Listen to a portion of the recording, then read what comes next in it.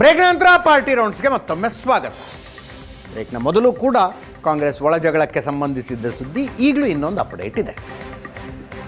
ಮತ್ತೆ ಎಚ್ಚರಿಕೆ ಕೊಟ್ಟ ನಂತರವೂ ಪಕ್ಷದ ಶಿಸ್ತನ್ನು ಉಲ್ಲಂಘಿಸಬಾರದು, ಏನೇ ಭಿನ್ನಾಭಿಪ್ರಾಯಗಳಿದ್ರೂ ನಾಲ್ಕು ಗೋಡೆಗಳ ಮಧ್ಯದಲ್ಲಿ ಚರ್ಚೆ ಆಗಬೇಕು, ಮಾಧ್ಯಮದ ಮುಂದೆ ಹೇಳಿಕೆ ಕೊಡಬೇಡಿ ಇತ್ಯಾದಿ ಎಚ್ಚರಿಕೆ ಕೊಟ್ಟ ನಂತರವೂ ಅದನ್ನು ಉಲ್ಲಂಘಿಸಿ ಮಾಧ್ಯಮದ ಎದುರು ಹೇಳಿಕೆ ಕೊಟ್ಟಂಥವರ ಬಗ್ಗೆ ಕಾಂಗ್ರೆಸ್ ಹೈಕಮಾಂಡು ರಿಪೋರ್ಟ್ ಕೇಳಿದೆಯಂತೆ.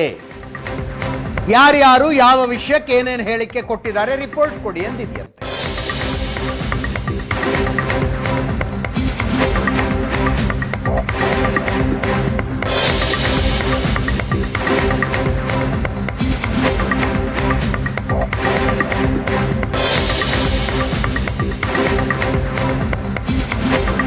ಪದೇ ಮಾಧ್ಯಮಗಳ ಮುಂದೆ ಹೇಳಿಕೆ ಕೊಡ್ತಾ ಇರುವ ಸಚಿವರ ಬಗ್ಗೆ ವರದಿ. ಈಗಾಗಲೇ ಸಂಪುಟ ಪುನರ್ರಚನೆಯ ಚರ್ಚೆ ನಡೀತಾ ಇದೆ. ಬೇರೆ ಮಾನದಂಡಗಳನ್ನ ಬಳಸಲಾಗ್ತಾ ಇದೆ. ಇಲಾಖೆಯಲ್ಲಿ ಏನು ಕೆಲಸ ಮಾಡಿದ್ದಾರೆ, ಪಕ್ಷದ ವರ್ಚಸ್ಸು ಹೆಚ್ಚಿಸುವ ಕೆಲಸ ಏನಾಗಿದೆ, ರಾಜ್ಯ ಪ್ರವಾಸ ಎಷ್ಟು ಮಾಡಿದ್ದಾರೆ, KDP ಸಭೆಗಳು ಎಷ್ಟಾಗಿದ್ದಾವೆ ಮುಂತಾದ ಮಾನದಂಡಗಳನ್ನು ಇಟ್ಕೊಂಡು ಸಂಪುಟ ಪುನರ್ರಚನೆಯನ್ನ ವರ್ಕೌಟ್ ಮಾಡಲಾಗ್ತಾ ಇದೆ. ಅದಕ್ಕೆ ಈ ಪಕ್ಷಕ್ಕೆ ಮುಜುಗರವಾಗುವಂಥ ಹೇಳಿಕೆ ಕೊಟ್ಟ ಸಂದರ್ಭಗಳ ಮಾನದಂಡವೊಂದನ್ನು ಸೇರಿಸ್ತಾರೆ ಅಂತ ಮಾಹಿತಿ.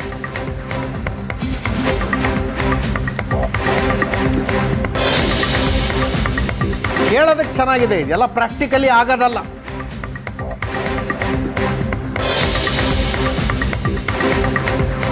ಸತೀಶ್ ಜಾರಕಿಹೊಳಿ, ಪರಮೇಶ್ವರ್, ರಾಜಣ್ಣ ಮೇಲೆಲ್ಲ ಕ್ರಮ ಕೈಗೊಳ್ಳಕ್ಕಾಗತ್ತಾ? ನೀವು ಪಕ್ಷಕ್ಕೆ ಮುಜುಗರ ಆಗುವಂತ ಹೇಳಿಕೆ ಕೊಟ್ಟಿದ್ರಿ, ಸಂಪುಟ ಪುನರ್ರಚನೆಯಲ್ಲಿ ನಿಮ್ಮನ್ನು ಕೈ ಬಿಡ್ತಾ ಇದ್ದೀವಿ ಅಂತೆಲ್ಲ ಹೇಳಿ ದಕ್ಕಿಸ್ಕೊಳ್ಳಕ್ಕಾಗತ್ತಾ?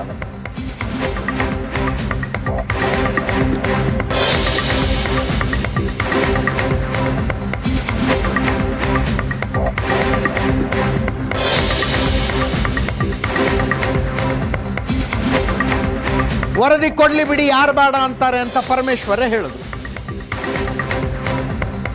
ಹೈಕಮಾಂಡ್ ನೋಟಿಸ್ ಕೊಟ್ರೆ ಉತ್ತರ ಕೊಡ್ತೀನಿ ಅಂತ ಸತೀಶ್ ಜಾರಕಿಹೊಳಿ ಅವರು ಹೇಳ್ತಾ ಇದ್ದಾರೆ. ನೋಟಿಸ್ ಕೊಟ್ರೆ ಏನು ದೊಡ್ಡ ಅನಾಹುತ ಆಗೋದಿಲ್ಲ, ಕೊಟ್ರೆ ಉತ್ತರ ಕೊಡ್ತೀನಿ ನಾನು ಅಂತಾರೆ. ಮಂಜುನಾಥ್ ಭಂಡಾರಿ ಕೆಪಿಸಿಸಿ ಕಾರ್ಯಾಧ್ಯಕ್ಷರು ಮಾತಾಡಿದ್ದಾರೆ, ಕೇಳಿಸ್ತಾರೆ. ಬಗ್ಗೆ ಎಲ್ಲ ವರದಿ ಕೇಳಿದೆ ಹೈಕಮಾಂಡ್ ಅಂತ ಹೇಳಿ ಒಂದು ಕೊಡ್ಲಿ ಅಲ್ಲ, ವರದಿ ಕೊಡೋರ್ನ ಯಾರು ಬೇಡ ಅಂತ ಹೇಳ್ತಾರೆ.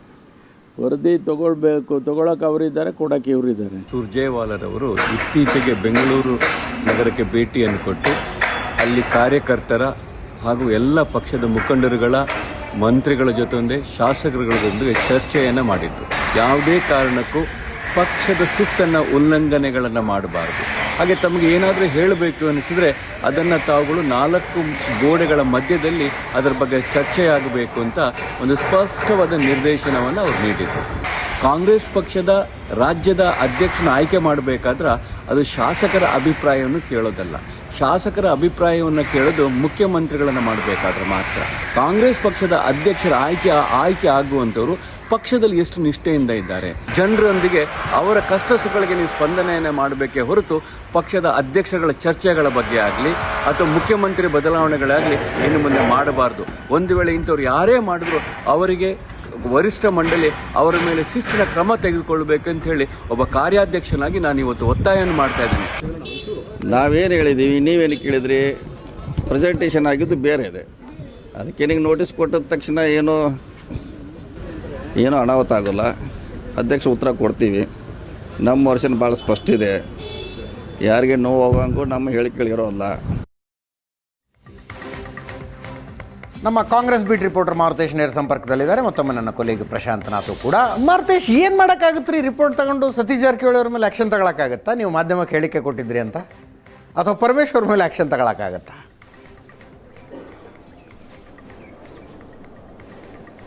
ಅಲ್ಲ, ಈಗ ಸುರ್ಜೇವಾಲಾ ಅವರೇ ಬಂದು ವಾರ್ನಿಂಗ್ ಕೊಟ್ಟ ಮೇಲೂ ಅಲ್ವಾ ಈ ಹೇಳಿಕೆಗಳು ವ್ಯಕ್ತವಾಗ್ತಾ ಇದೆ ಅನ್ನೋದನ್ನ ಗಮನಿಸಿದಾಗ ಅವ್ರ ಮೇಲೆ ಏನು ಕ್ರಮ ಆಗೋದು ಅಥವಾ ಈ ವರದಿಗಳನ್ನು ತೆಗೆದುಕೊಳ್ಳುವಂಥದ್ದು ಒಂದು ಹಂತಕ್ಕೆ ಏನು ಅಂದರೆ ಬಹಿರಂಗ ಹೇಳಿಕೆಗಳಿಗೆ ಒಂದು ಕಡಿವಾಣ ಹಾಕಲಿಕ್ಕೋ ಅಥವಾ ಒಂದು ಬ್ರೇಕ್ ಹಾಕಲಿಕ್ಕೋ ಈ ರೀತಿಯಾಗಿ ಹೈಕಮಾಂಡ್ ವರದಿ ಕೇಳಿದೆ ಅನ್ನೋದನ್ನು, ಅಂದರೆ ಬಹಿರಂಗವಾಗಿ ಯಾರ್ಯಾರು ಮಾತನಾಡ್ತಾರೆ ಅವ್ರು ವರದಿ ಕೇಳಿದೆ ಅನ್ನೋದನ್ನು ಹೇಳಬಹುದು. ಆದರೆ ಸುರ್ಜೇವಾಲಾ ಅವರೇ ಹೇಳಿರೋದ್ರಿಂದ ಅವರೇ ವಾರ್ನಿಂಗ್ ಮಾಡಿದ್ದಾರೆ. ಅದರಲ್ಲಿ KPCC ಕಚೇರಿಯಲ್ಲಿ ನಡೆದಂಥ ಪದಾಧಿಕಾರಿಗಳ ಸಭೆಯಲ್ಲಿರ್ಬೋದು, ಶಾಸಕಾಂಗ ಪಕ್ಷದ ಸಭೆಯಲ್ಲೂ ಕೂಡ ಸುರ್ಜೇವಾಲಾ ಅವರು ಎಚ್ಚರಿಕೆಯನ್ನು ಕೊಟ್ಟಿದ್ದಾರೆ, ಬಹಿರಂಗವಾಗಿ ಯಾರು ಕೂಡ ಮಾತನಾಡಬೇಡಿ, ಅದನ್ನು ನಾವು ಸಹಿಸೋದಿಲ್ಲ ಅಂತ. ಅವರು ಹೇಳಿದ ಮೇಲೂ ಕೂಡ ಪರಮೇಶ್ವರ್ ಅವರು ಇರ್ಬೋದು, ಮಾಧವಪ್ಪ ಇರ್ಬೋದು, ತಿಮ್ಮಾಪುರ್ ಮಾತನಾಡಿದ್ದಾರೆ, ಸತೀಶ್ ಜಾರಕಿಹೊಳಿ ಮಾತನಾಡಿದ್ದಾರೆ. ಸತೀಶ್ ಜಾರಕಿಹೊಳಿ ಅಂತೂ ಸುರ್ಜೇವಾಲಾ ಅವರ ಹೇಳಿಕೆಯ ಬಳಿಕ ಇನ್ನೂ ನೇರವಾಗಿ ಮಾತನಾಡಿದ್ದಾರೆ. ಯಾಕಂದ್ರೆ ಅವ್ರು ಇಷ್ಟು ದಿನ KPCC ಅಧ್ಯಕ್ಷರ ಬದಲಾವಣೆ ಮಾಡಿ ಅಂತ ನೇರವಾಗಿ ಎಲ್ಲೂ ಹೇಳಿರಲಿಲ್ಲ. ಸುರ್ಜೇವಾಲಾ ಅವರನ್ನೇ ಭೇಟಿಯಾಗಿ ಹೇಳಿದ್ದೀನಿ ಅನ್ನೋದನ್ನ ಮಾಧ್ಯಮದ ಮುಂದೆ ಬಂದೇ ಹೇಳಿದ್ದು.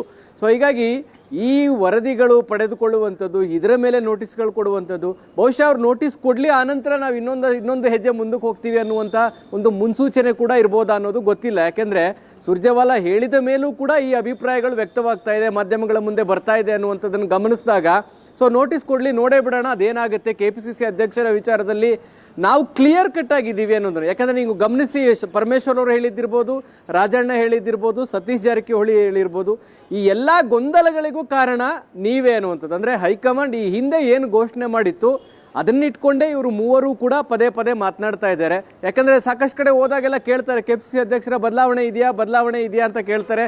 ಯಾಕೆ ಅಂದಾಗ CM ಆಯ್ಕೆ ಸಂದರ್ಭದಲ್ಲಿ ಹೇಳಿದ್ರು ಲೋಕಸಭೆ ಚುನಾವಣೆ ತನಕ ಅಧ್ಯಕ್ಷರಾಗಿ DK ಶಿವಕುಮಾರ್ ಮುಂದುವರಿತಾರೆ ಅಂತ. ಈಗ ಅದನ್ನು ಮುಗಿದು 6 ತಿಂಗಳಾಗ್ತಾ ಬಂತು, ಇನ್ನೂ ಕೂಡ ಬದಲಾವಣೆ ಆಗಲಿಲ್ಲ. ಈ ಥರದ ಚರ್ಚೆಗಳು, ಗೊಂದಲಗಳು ಹುಟ್ಟು ಹಾಕಲಿಕ್ಕೆ ಕಾರಣವೇ ಹೈಕಮಾಂಡ್ ತೆಗೆದುಕೊಂಡಿದ್ದಂಥ ನಿರ್ಣಯ.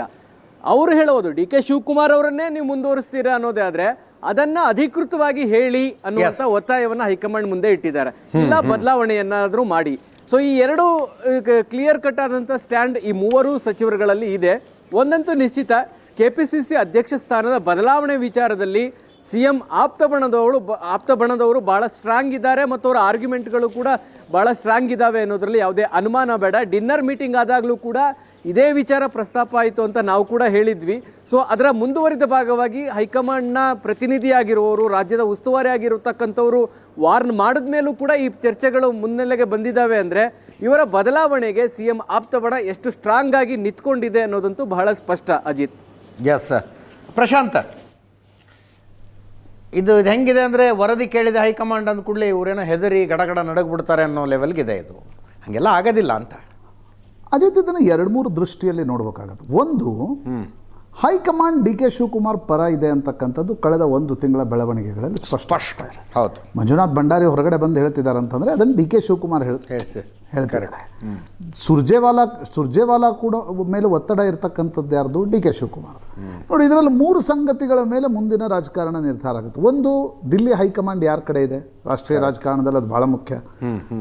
ಆ ದಿಲ್ಲಿ ಹೈಕಮಾಂಡ್ DK ಶಿವಕುಮಾರ್ ಪರವಾಗಿ ಜಾಸ್ತಿ ಇದೆ ಅಂತಕ್ಕಂಥದ್ದು ಸ್ಪಷ್ಟವಾಗಿ ಗೊತ್ತಾಗ್ತದೆ. ಹೌದು. ಎರಡನೇದು, ನಿಮಗೆ ಶಾಸಕರ ಬಲ ಯಾರ ಕಡೆ ಇದೆ? ಸಿದ್ದರಾಮಯ್ಯ. ಇಡೀ ಸಿದ್ದರಾಮಯ್ಯನವರ ಬಣ ಮತ್ತು ಸಿದ್ದರಾಮಯ್ಯನವರು ಮತ್ತು ಅವರ ಆಪ್ತರ ಸಾಮರ್ಥ್ಯ ಇರ್ತಕ್ಕಂಥದ್ದೇ ಶಾಸಕರ ಬಲಾಬಲದ ಕಾರಣದಿಂದ. ಶಾಸಕರ ಬಲಾಬಲವು DK ಶಿವಕುಮಾರ್ ಜೊತೆಗಿದ್ರೆ ಅವ್ರು ಇಷ್ಟೊತ್ತಿಗೆ ಮುಖ್ಯಮಂತ್ರಿ ಆಗ್ಬಿಡ್ತಾ ಇದ್ರು. DK ಶಿವಕುಮಾರರ ಮೈನಸ್ಸು, ಸಿದ್ದರಾಮಯ್ಯನವರ ಪ್ಲಸ್ಸು ಏನಂತ ನೋಡಿದರೆ, DK Shivakumar plus is high command. ಅದರ ಅರ್ಥ ಹೈಕಮಾಂಡ್ ಸಿದ್ದರಾಮಯ್ಯನವ್ರನ್ನ ಬೇಸರಗೊಳಿಸಿ, ಅವಮಾನಗೊಳಿಸಿ ಏನೋ ಮಾಡ್ಲಿಕ್ಕೆ ಆಗತ್ತೆ ಅಂತ ಅಲ್ಲ. ಆ ರಿಸ್ಕು ತಗೊಳ್ಳೋದಿಲ್ಲ. ಎರಡನೇದು, ಶಾಸಕರ ಬೆಂಬಲ ಯಾರ ಕಡೆ ಇದೆ ಅಂತಕ್ಕಂಥದ್ದು ನೋಡಿದರೆ ಅದು ಸಿದ್ದರಾಮಯ್ಯನವ್ರ ಪರವಾಗಿದೆ. ಆದರೆ ನಾಳೆ ಹೈಕಮಾಂಡ್ ಏನಾದರೂ ಈ ನಿರ್ಣಯವನ್ನು ತೆಗೆದುಕೊಳ್ಳುತ್ತೆ ಅನ್ನುವ ಸಂದರ್ಭದಲ್ಲಿ ಎಷ್ಟು ಜನ ಸಿದ್ದರಾಮಯ್ಯನವ್ರ ಜೊತೆಗೆ ನಿಲ್ಕೋತಾರೆ, ಸಿದ್ದರಾಮಯ್ಯನವರು ಏನು ಮಾಡ್ಲಿಕ್ಕೆ ಬಯಸ್ತಿದ್ದಾರೆ, ಏನು ನಿರ್ಣಯ ತೆಗೆದುಕೊಳ್ತಾರೆ, ಸಂಘರ್ಷದ ಹಾದಿ ತುಳಿತಾರ ಅಥವಾ ಇಲ್ಲ, ಎಷ್ಟು ದಿನ ಸಾಧ್ಯವೋ ಅಷ್ಟು ದಿನ ಮುಂದುವರಿಸ್ಕೊಂಡು ಹೋಗ್ತಕ್ಕಂಥ ಪ್ರಯತ್ನವನ್ನು ಮಾಡ್ತಾರೆ, ಅದು ಮುಖ್ಯ ಆಗುತ್ತೆ. ಮೂರನೇ ಪ್ರಮುಖವಾಗಿರ್ತಕ್ಕಂಥ ಅಂಶ ನೋಡಿ, ಅದು ಇವತ್ತೇನು ಅದರ ಬಗ್ಗೆ ಚರ್ಚೆ ಅವಶ್ಯಕತೆ ಇಲ್ಲ. ಯಾವುದು? ಚುನಾವಣೆಯನ್ನು ಗೆಲ್ಲುವ ಸಾಮರ್ಥ್ಯ. ಅದು ಈಗ ಸಿದ್ದರಾಮಯ್ಯನವರ ಬಳಿ ಇದೆ ಅಂತಕ್ಕಂಥದ್ದು ಸ್ಪಷ್ಟ. DK ಶಿವಕುಮಾರ್ ಅಂತಾರೆ, ನನ್ನನ್ನು ಮುಖ್ಯಮಂತ್ರಿ ಮಾಡಿ ನಾನು ಚುನಾವಣೆ ಗೆದ್ದು ತೋರಿಸ್ತೀನಿ. ನನಗನ್ಸುತ್ತೆ ಇಡೀ ಪಾಲಿಟಿಕ್ಸ್ ರಿವಾಲ್ವ್ ಅರೌಂಡ್ ಆಗ್ತಾ ಇರೋದು DK ಶಿವಕುಮಾರ್ ಮಂಜುನಾಥ್ ಭಂಡಾರಿ ಅವರಿಂದ, ಸುರ್ಜೇವಾಲಾರಿಂದ ಮಂಜುನಾಥ್ ಭಂಡಾರಿಗೆ ಡೈರೆಕ್ಷನ್ ಕೊಡಿಸಿ ಹೇಳಿಸ್ತಿದ್ದಾರೆ, ಪದೇ ಹೇಳಿಕೆ ಕೊಟ್ಟರೆ ಕ್ರಮ ತೆಗೆದುಕೊಳ್ತೀವಿ ಅಂತ. ಇನ್ನೊಂದು ಕಡೆ ಶಾಸಕರ ಬೆಂಬಲ ನಮ್ಮ ಕಡೆಗಿದೆ, ಅದು ಏನು ಮಾಡ್ತಿರೋ ಮಾಡಿ ಅಂತ ಸಿದ್ದರಾಮಯ್ಯನವರ ಬಣ 2 ಹೆಜ್ಜೆಗಳನ್ನು ದಿನವೂ ಮುಂದಿಡ್ತಾ ಬರ್ತಾ ಇದೆ. ಹೆಂಗಾಗ್ತಿದೆ ಅಂತಂದರೆ, 2 ಹೆಜ್ಜೆ ಇವರು ಮುಂದಿಡೋದು, DK ಶಿವಕುಮಾರ್ 1 ಹೆಜ್ಜೆ ಹಿಂದೆ ಸರಿಸೋದು. ಮತ್ತು ಮರುದಿನ 2 ಹೆಜ್ಜೆ ಮುಂದೆ ಹೋಗೋದು, ಡಿ ಕೆ ಶಿವಕುಮಾರ್ 1 ಹೆಜ್ಜೆ ಹಿಂಸರಿಸ್ತಾ ಹೋಗೋದು. ಈ ರಾಜಕಾರಣ ಅಜಿತ್, ಇದು ಶಾಲೀನತೆಯ ರಾಜಕಾರಣ ಅಂತೇನನ್ನುತ್ತೆ. ಇದು ಎಷ್ಟು ದಿನ ನಡೆಯುತ್ತೆ? ಇದು when it transform into ugly fight. ಇವತ್ತಿನ ಬೆಳವಣಿಗೆಗಳನ್ನು ನೋಡ್ತಾ ಇದ್ರೆ this will definitely transform into ugly fight. ನಾವು ಬಿಜೆಪಿದ್ದು ನೋಡಿದ್ದೀವಿ, ಜನತಾದಳದ ರಾಜಕಾರಣವನ್ನು ನೋಡಿದ್ದೀವಿ. It has to transform into ugly fight. ಅದನ್ನು ಹೈಕಮಾಂಡ್ ಕಂಟೈನ್ ಮಾಡುವ ಸಾಮರ್ಥ್ಯ ಉಂಟಾ? ಈ ಮಹತ್ವಾಕಾಂಕ್ಷೆಗಳ ತಾಕಲಾಟವನ್ನು ಹೈಕಮಾಂಡ್ಗೆ ನಿಜಕ್ಕೂ ಇವತ್ತು ಕಾಂಗ್ರೆಸ್ ಹೈಕಮಾಂಡ್ ಅದಕ್ಕೆ ಮೂಗುದಾರ ಹಾಕ್ತಕ್ಕಂಥ ಪರಿಸ್ಥಿತಿಯಲ್ಲಿ ಸಾಮರ್ಥ್ಯ ಉಂಟಾದಕ್ಕೆ? ಅದರ ಮೇಲೆ ಎಲ್ಲವೂ ಅವಲಂಬಿತ ಆಗುತ್ತೆ ಅಂತ ನನಗನ್ಸುತ್ತೆ ಅಜಿತ್. S, let's see. ಆದರೆ ಒಂದು ಇಂಟ್ರೆಸ್ಟಿಂಗ್ ಏನಂದರೆ, ಕಾಂಗ್ರೆಸ್ಗಾಗಲಿ ಬಿ ಜೆ ಪಿಗಾಗಲಿ ಎರಡೂ ಪಕ್ಷಗಳ ರಾಜ್ಯಾಧ್ಯಕ್ಷರಿಗೆ ತಲೆನೋವು ಇರೋದು ಬೆಳಗಾವಿಲೆ. ಒಂದು ಸಣ್ಣ ಬ್ರೇಕ್ ಮುಗಿಸ್ಕೊಂಡು ವಾಪಸ್ ಬರ್ತೀವಿ. ರಮೇಶ್ ಜಾರಕಿಹೊಳಿ ವಿಜಯೇಂದ್ರರನ್ನ ನೆಮ್ಮದಿಯಾಗಿಡಕ್ಕೆ ಬಿಡ್ತಿಲ್ಲ, ಸತೀಶ್ ಜಾರಕಿಹೊಳಿ ಡಿ ಕೆ ಶಿವಕುಮಾರರನ್ನ ನೆಮ್ಮದಿಯಾಗಿಡಕ್ಕೆ ಬಿಡ್ತಿಲ್ಲ. ಒಂದು ಬ್ರೇಕ್ ಆದಮೇಲೆ ಅವಶ್ಯ.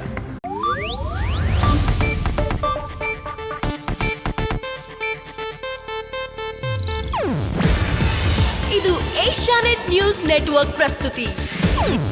ನೀವು ನೋಡ್ತಿದ್ದೀರಾ ಏಷ್ಯಾನೆಟ್ ಸುವರ್ಣ ನ್ಯೂಸ್.